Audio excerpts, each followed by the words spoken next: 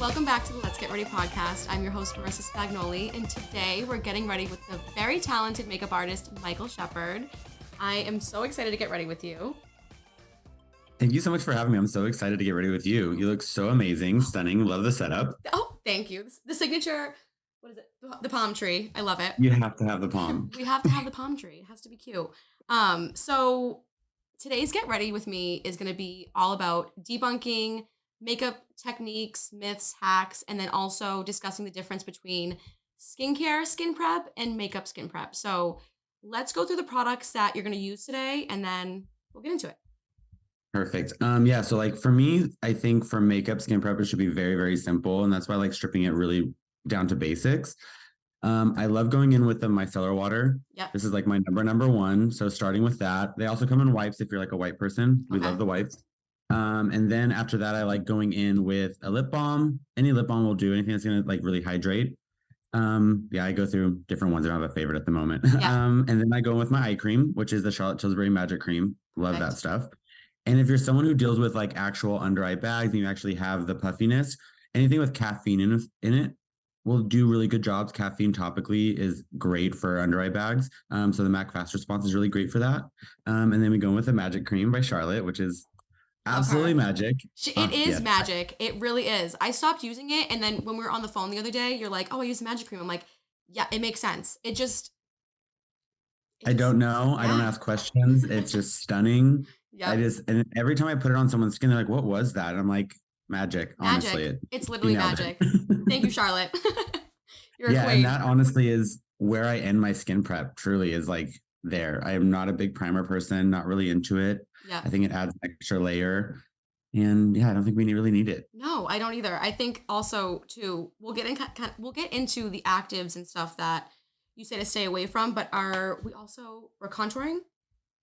Are we contouring? Yeah. Yes. So I didn't grab one because I have a beard, so I hate showing it myself because it's just different. And that's kind of one of the hacks I want to talk about is that it's very personalized, right? And so if I will show you what contouring does for me, but it's going to look completely different and be completely different than what you would do. But instead, I want to show you how to find what fits your actual contour. Yes. Oh my God. Okay. I'm excited for that. And then a little bit of brows too, right?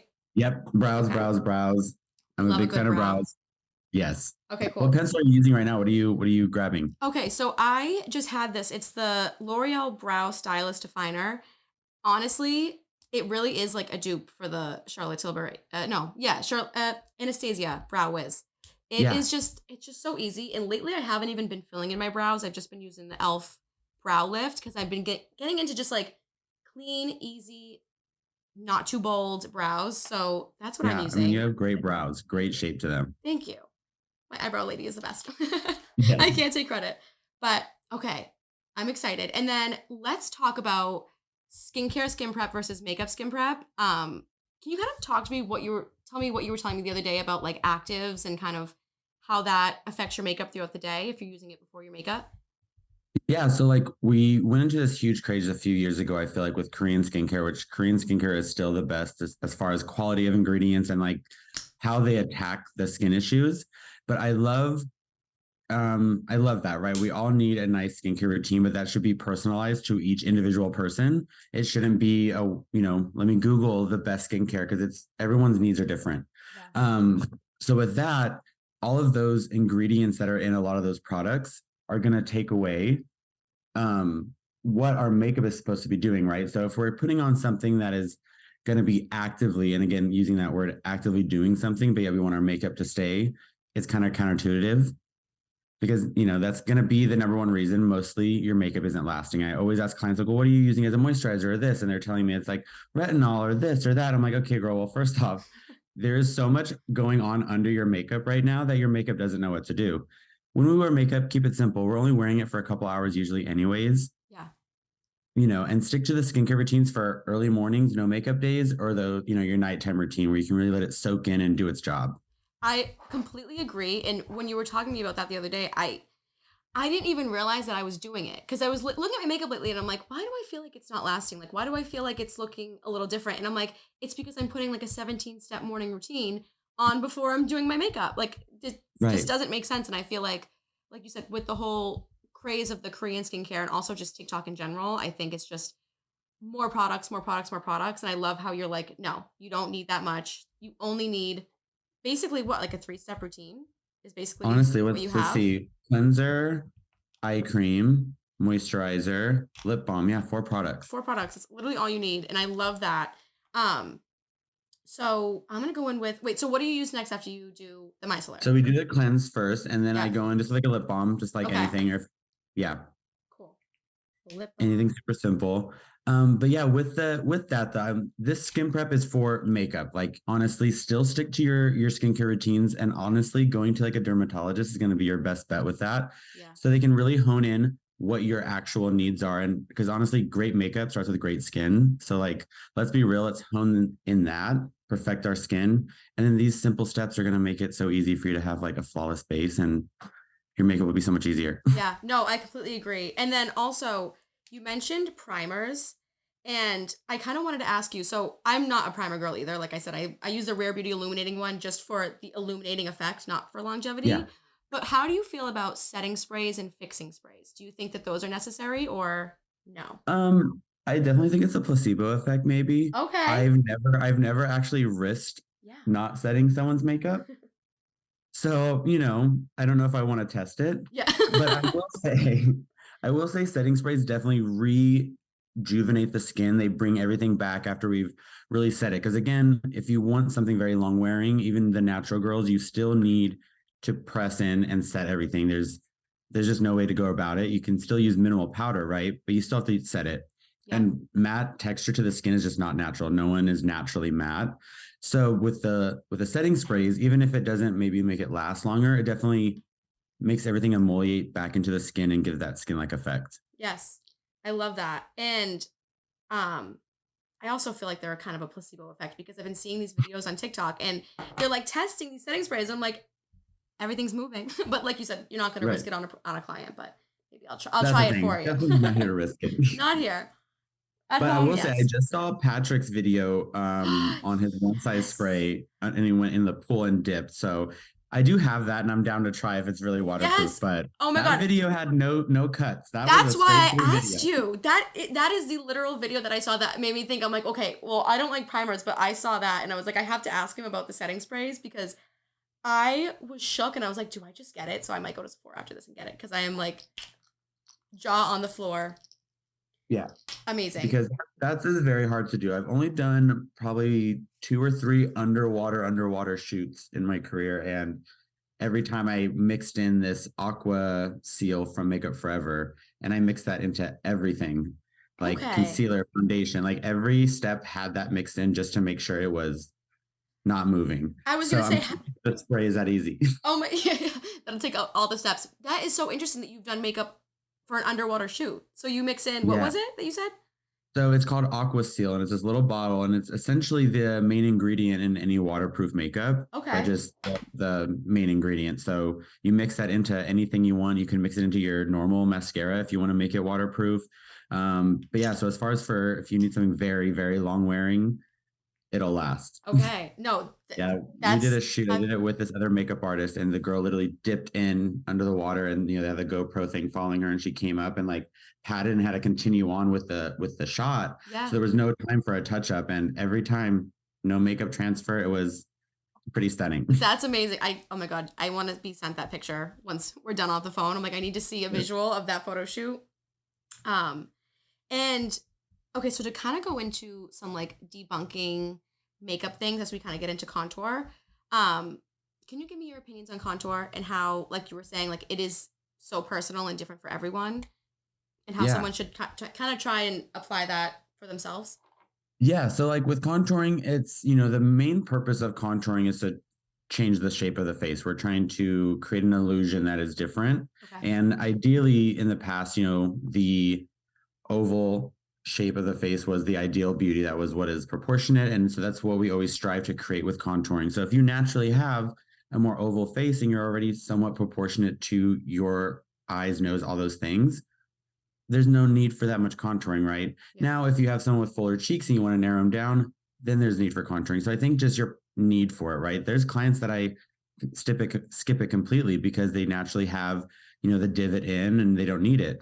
And there's some clients who I go in a little heavier for, and you don't realize it because they need it, right? You're now not noticing it.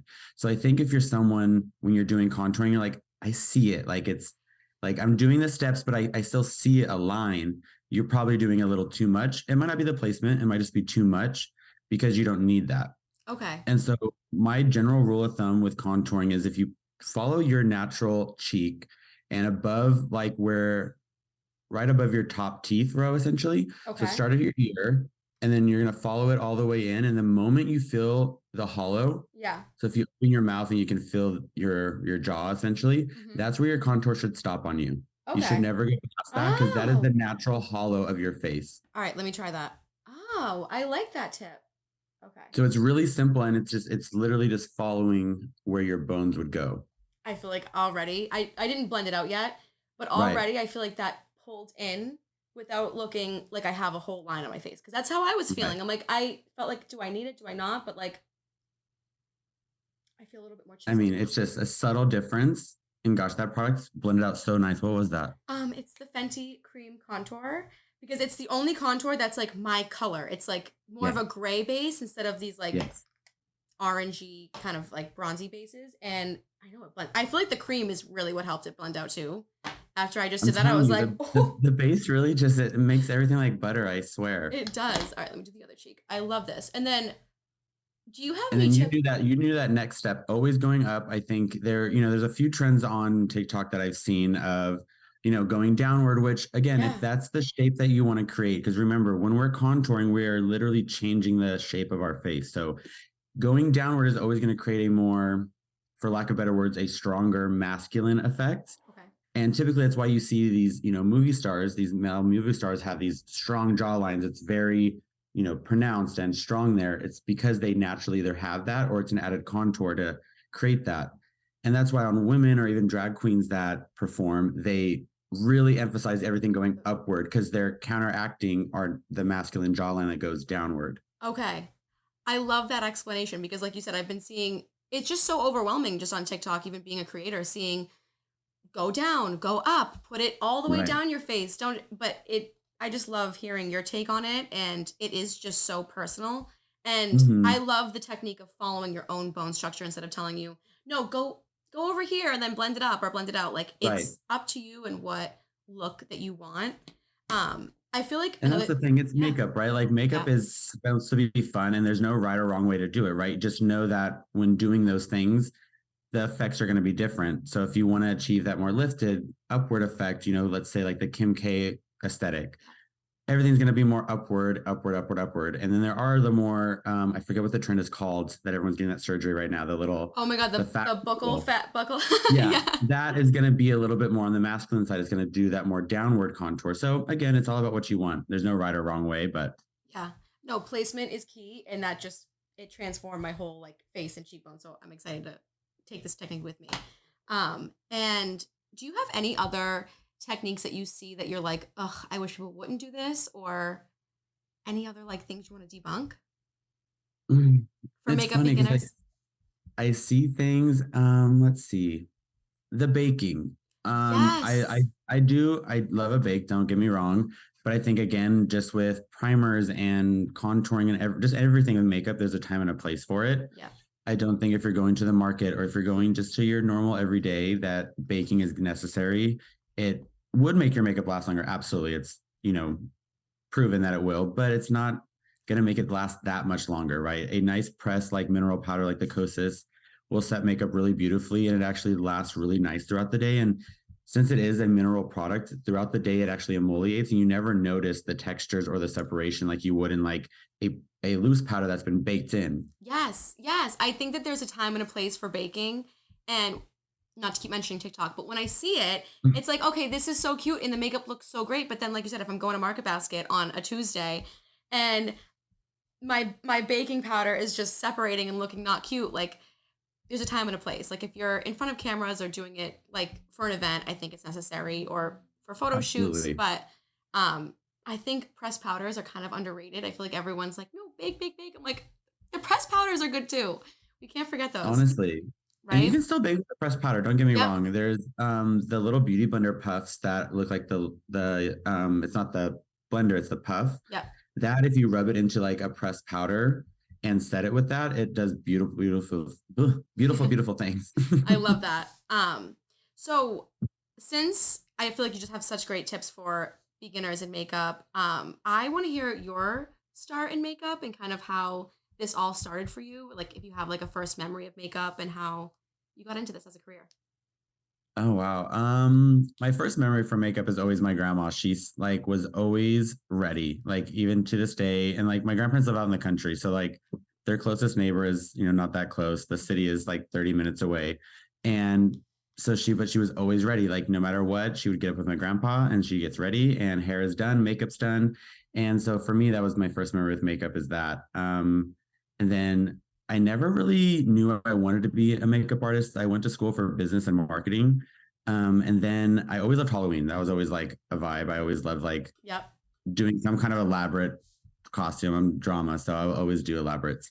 Um, but then after that, I started going out and I started seeing drag queens, and I was like amazed what makeup could do. I'm like, it's so transformative, but also like so empowering, and they feel so amazing. And then I was like, people do this, like people do people's makeup, and so took a class, and then 10 years later, here we are. I love that story of how you were saying about your grandma just always being ready because I can relate. Like my grandma, my mom, like I feel like when you have those examples, it's kind of hard not to kind of go in the direction of beauty because you're like, oh my God, like you're just always ready. You're just on it. I think that's interesting that you said you went to school for business and you said marketing. Yeah. Have you ever kind of brought in anything that you learned from that into your career as makeup artist? For sure, especially with like social media and the Yeah. boom of that, I feel like it helped me a lot in understanding what it meant to market yourself, what it meant, and like understanding. Like it's funny, like when I write out emails or like proposals to brands, or even to clients, like when I want to have a new client, I go back to my business plan writing, structure of like, this is what I want to achieve, this is how I can help you. I pulled a lot from that, which I think helps me as far as running my own business, because as a makeup artist you have to understand that you are a business, right? we Yeah.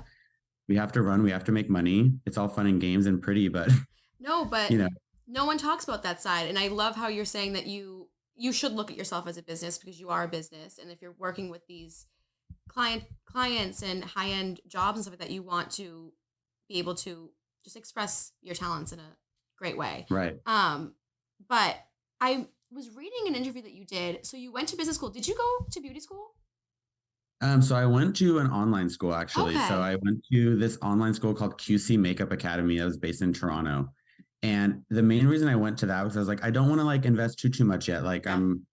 I kind of want to do it, but I was like living in Sacramento at the time. I'm like, I don't know what I'm really gonna do. Yeah. So I did it. It was like I think it was like $1,200 for this like full course, and it was all online. I had to submit everything via video chat or photos, but it taught just like the basics, like color theory, sanitation, face structure. Very very basic things. But it was great, and my instructor I'm still friends with on Facebook is so nice and so supportive even now, and comments on things. And That's cool. That's interesting because I feel like a lot of times when people want to pursue being a makeup artist, they think you have to go to the physical school and do all of that work. So it's just interesting that you can do it online and just get what you need and then kind of teach yourself the rest. How did you? yeah, it's Yeah. great.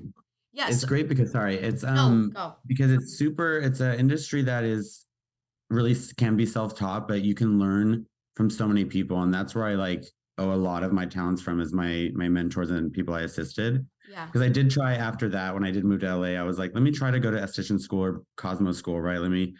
And I dropped out. I'm a beauty school dropout. I'm like, I don't want to do facials. Like this is so scary. No. And I definitely didn't want to do hair. So No, I don't blame you. I think it's important though that you said that because I think you really found your place and what you wanted to do in this industry. I think it's just so broad that people just think like, okay, I'm just gonna go to esthetician school and then pick up all these things, and then it gets confusing, and I feel like you can kind of get lost.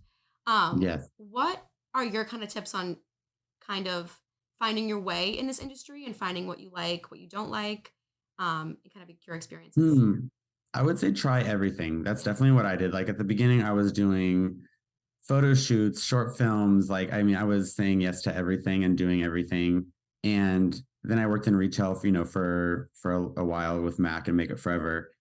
But try everything and see what you really like. But know that if you really want to, like, I don't want to say make it because, like, Yeah. that is a weird gauge. But if you really want to, like, dominate something, like, find one thing that you really enjoy and just, like, tackle it, because trying to do everything is just way too hard. Yeah. And you can't be a jack of all trades and, what is it, the ruler of none, Yeah. Yeah. Yep. something like that. So yeah, so I started noticing that throughout my career, because I'm not big anywhere yet, or not big, but I'm like, I feel like I haven't, like, made it, but I'm, like, going everywhere. And so I finally tapped in with music and doing personal clients, and that's really where I, like, found my niche. And I love the contrast. I have, my stay-at-home moms who just want to go to dinner, and those are, like, my weekly clients. And then I have, my influencers and my musicians who take me to crazy cool events and experiences. So it's a great thing. I think that's awesome. And I love how you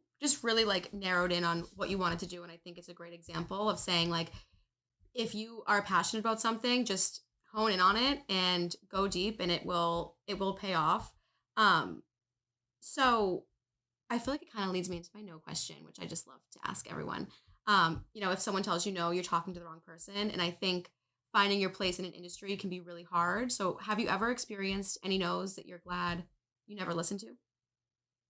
Oh my gosh, yeah. Like, all the agencies that I mean, obviously looking back now, it was definitely premature to be emailing agencies at that time, with my line of work at that time. But still, it's like, if I would have listened back then and been told that, like, I'm not ready, or, like, I'm whatever, and I would have been like, oh, okay, they said no, I wouldn't be here, and I wouldn't have got to do some of the amazing things and have an amazing manager now that I have. So everything happens for a reason. And again, never take no for an answer, especially if you really, really are passionate about it. You know, we all have self-doubts or doubts. We all have those thoughts of, like, am I really doing the right thing? Should I have listened to that? No. And it's like, your heart will always tell you, like, if you really want to do it, it'll all work out. I totally agree with that. I love that answer. And I definitely wanted to go into kind of like the self doubt of it all because I think people really don't talk about that and don't say, like, I'm on this journey. And I feel like by the end of it, everyone's like, oh, I worked hard or it was great. But at the same time, there Yeah. are those like self doubt moments. How did you kind of get through those? And what is your advice for someone going through that? We're definitely still learning. Yeah. Yeah. Definitely, Yeah. definitely, you learn with it all. But yeah, it's weird. It's a weird industry to be in sometimes. You get to do these really amazing things, and you're always, giving, giving, giving. And then, you come home and it's kind of like you're empty, and you've just, like, experienced all these things, which is really amazing. And you were able to give so much to other people. But, there's that moment of low that comes from it. But you have to be so excited that you brought so much joy to people, and, like, that's what you gave. And with, like, the self-doubt part of it all, you have to just not compare yourself to others, not think that, oh, I'm not doing the right thing, look at, they're doing so much better. And especially with social media, I mean, today even, you see posts and you're like, damn, I wanted to do that. But then I have to remember, like, you just did something really amazing and really cool that someone else is probably looking up saying, I wish I did that. So just being grateful for where you are and not comparing yourself. Yeah.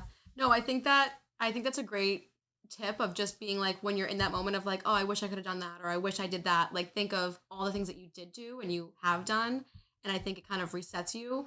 But I think it's a really interesting point that you mentioned about feeling drained. And I think I was a makeup I wasn't a professional makeup artist, but I would help my mom a lot when she does weddings, photo shoots and stuff like that. So I would assist her on bridesmaids and stuff. And it's so true. You feel so drained after doing makeup for people. It's just so much energy with speaking, getting to know them, doing all the effort of the makeup. So how do you Yeah. kind of like reset yourself? Because I feel like at the level that you're at, it probably can be incredibly draining. Yeah, it's funny. I, like, went into that with your last question. I was like, wait, that's not really what she was asking. But No, but it worked. um, you know, music is something that really helps me personally. I've always been a big music person. So I always kind of, like, zone out, put on some good tunes, and really just try and, like, let it all kind of, like, wash away. Cause at the end of the day, as much as you connect with your clients, they're your friends, right? Like, some of them are, like, almost family.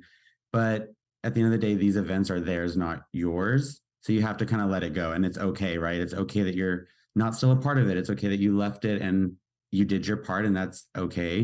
Yeah. But you get this weird, like almost imposter syndrome, right? Like, wait, but I'm here at this like amazing thing and like a part of this life, but then, you know, it feels like you get the boot, but you don't. But it's like, but now I'm just home and Yeah. eating my cup of noodles. Yeah, no, right? I never thought of it like that because like when I would just do the weddings, it's kind of like you leave, you're like, oh, okay, like I want to come, Right.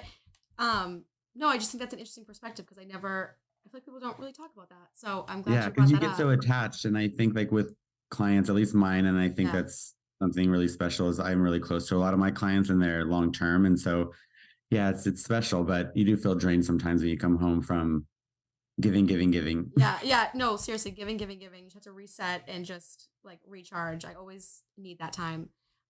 Before I go on, should we talk about brows for a second? Yes. Okay. Yes, yes, yes. Yeah. So lead the way.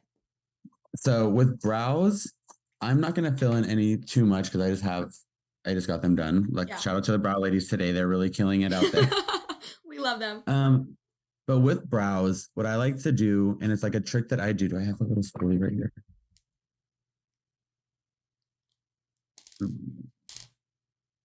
Is comb the brush hairs down Okay. first. And I with brows, they should always again start, right here with your nose if you take your pencil, and that should always be where the front of your brow starts. Okay. And then if we were to tilt it while we're looking straight ahead, wherever the pupil is, that's where our highest point should be. So our highest point should never pass that. Okay. My eyebrow And lady then is on point. and then same with our little tail. It should never pass our eyelid, essentially, or the end of our eye. Sorry. Okay. Cool. I never think to do this on myself. Like I always see this technique and I'm like, why have I not done this when I fill in my own Like if eyebrows? you're someone like new or someone just struggling with brows, like this is just it's so quick and easy. And even if honestly you're a starting professional makeup artist and you still don't feel like super confident with going just in with the brows, do it really quick. Like honestly, at the end of the day, you're the professional. Own the moment. No one's gonna question your technique, I promise. Yep. And if they do, they're questioning it because they want to know it. They're not questioning it because what you're doing. So Period. I love that. Oh my god, that is so good. So true though. Like it absolutely. They is, just it want to know the is. technique. Mm-hmm. Yep. And okay, so I marked my eyebrows. Mark the eyebrows. And so with the tail end, the highest point brushed down, I always like brushing it down. Reason being is you can really see in where you need the product, right? Okay. And with doing this, it's going to allow you not to go too high above your arch. Because I don't know, sometimes I definitely end up with too high of an arch. I'm like, ooh, Yeah. we're really excited today. Yeah. So Yes. by doing that, you're never going to go above where your natural hairs are growing, and you can really get the product nice and in there. Okay. And then once you brush it up, it's going to allow you to see if you need more or if it filled in nicely. I feel like that is so much easier than what I've Yeah, the always brush done. down trick that I was taught years ago by this amazing makeup artist Julianne Kay. I've never done brows the same since then. Oh, and then when like even if like a brow falls out of place, it doesn't look like you have a hole in your eyebrow. You know what I mean? Sometimes my eyebrows will fall and Exactly. I'm like, oh, you can Oh see my what's god, it's really the worst there. because then it's like a bald patch, and then you have a hair down here. And then like, what's going on? I'm like, I don't know. I can't even tell you. It looks like you need your brows done. It's not, it's a mess. It's like But not cute. the brush down is a great hack to really get in there and then And just get the then product more dispersed. yes. So then what's your tip for the front of the brows? Because I feel like some people get confused with that or go a little too heavy. Front of the brows, always do upward simple strokes. Never draw lines diagonally. Ah. Or is that diagonally? Horizontally. Whatever way it is. Don't draw the lines. She's pretty not smart. I'm sorry. So we're going to go in a horizontal way, or not in a horizontal way, always Vertical. vertically up. And the reason being is because at the front of the brows, the hairs are naturally growing upward. If we draw it slanted, we're instantly going to create a very harsh shadow that's going that way. Yes. Okay. I Remember, feel we like my always want face. everything up. We want everything. I look lifted. Like now, the Mm-hmm. front of my brows look lifted. Like you said, I always do the line, and I think it blends out, but it really doesn't. That looks so much more natural than Mm-hmm. just filling in with no strategy. Okay, let me Yeah, do the and other like brow. doing that line again, it goes even back to the contouring trick and just the real basics of makeup and shadows. And when doing placement of things, it's going to cast a shadow. So if we do it that way, it's immediately casting a shadow downward, Hmm. which we don't want. It's going to create a shadow on the eye. It's going to just droop things. Going up is always going to be the rule of thumb. I mean, We look clearly. younger. We look more awake when it's up. Everything's up, up, up. Yes, yes. What else do you do up? Like, where do you go for like blush? Like, can we talk about blush for a second? Because I Oh feel yeah. like that's been confusing the Could shit out of could me. I grab a blush really quick? Yes, yes. Oh, I wish I brought one. Shit. So I just got these Jeffree Star blushes actually, and I've never used liquid blushes. Okay. I know I'm like late to the game, but I'm just such a cream person and I'm a powder cream. blush person. Yeah, I'm with you. Okay. Um, but so with blush, I've been obsessed with the liquid blushes now, obviously. Oh, But pretty color. so I take a little bit on here. Okay. But as far as placement goes, questions, let's stick to the questions, Michael. Stay focused. Um,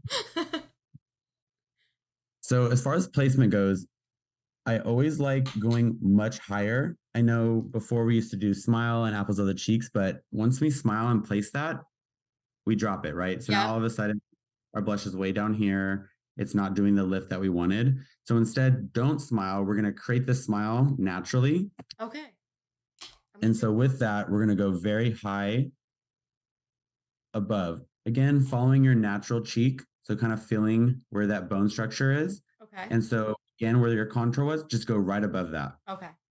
I'm gonna use a little bronzer just to. And you're just going to blend that all the way up into the hairline. Oh.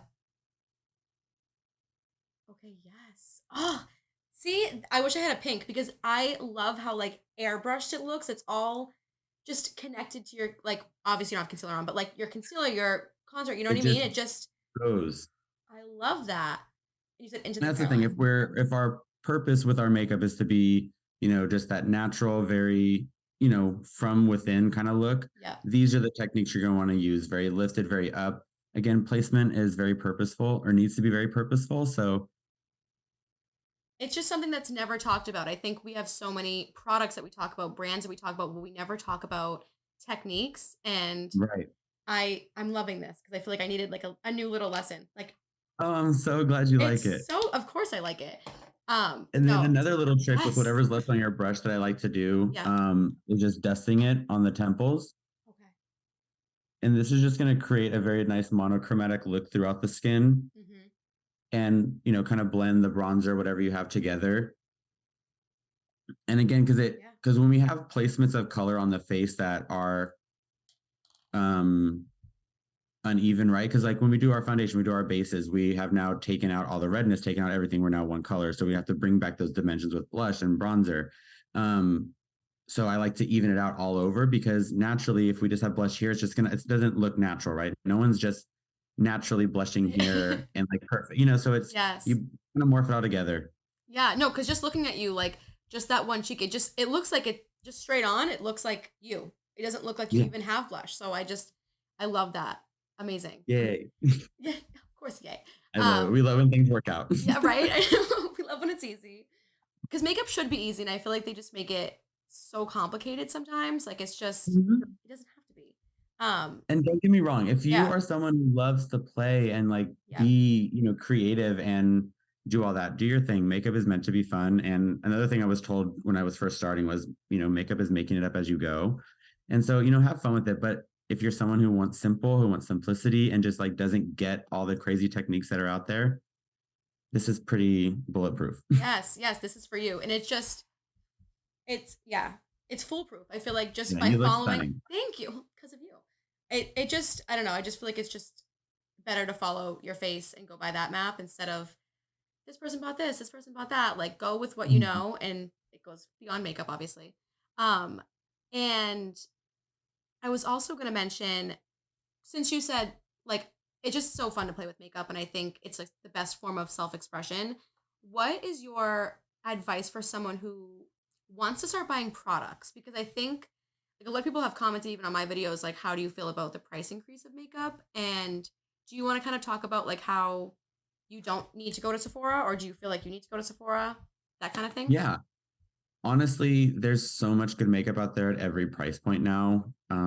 So don't feel like you have to have, the name brand or even the expensive brand because the price really doesn't matter. I mean, you're going to get obviously most of the time a higher quality of the ingredient, but 99% of the time, most of these products have the same exact things in them.